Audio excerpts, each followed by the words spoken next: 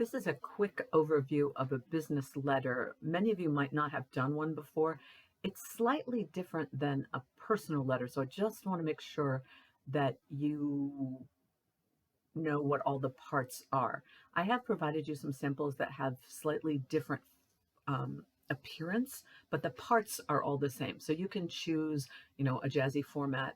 You can also use Canva to come up with your own heading that has your name and something fancy in the header. But for now, I'm just going to walk you through the pieces.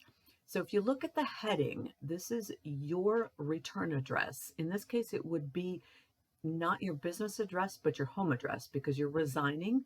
And in case there's any paperwork or, a last check, even though you might have direct deposit, maybe they have to send you something in hard copy. So you want to give them, make sure they have your home address. Notice that you don't put your name here. You only put your street address and then city, state, zip. And this is where you put the date. Then you put the first and last name, and you'll have to make this up, of your supervisor or the person you're addressing this letter to. And then you would put the company address below it. This sample doesn't show that, but the company this is the person you made up as your boss. This is the company you allegedly work for. And then the street address, city, state, zip of the company. Some formats have this up on the right and this on the left, but it doesn't matter, just as long as you have those pieces. When you address in a formal business letter, you use the person's full name, but you put Mr., Ms., or any other appropriate salutation in front of it. And notice that here we have a colon, not a comma. That's the signal that this is a formal business letter and not a personal letter to your boss.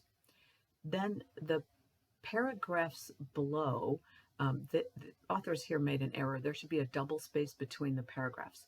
Now, because you're writing this to submit as an assignment, I ask that you double space because if I want to make corrections or comments, I need space between the lines. In real life, it would be single spaced. I'm asking you to make a double space just for me.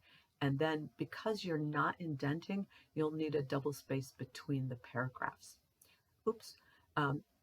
Then the sign off should be something formal. They've used here sincerely yours, can be just sincerely, best regards, anything like that, comma, and then your name goes below it. So not too hard, but I just want to make sure that you know all those fine points. I hope this is helpful.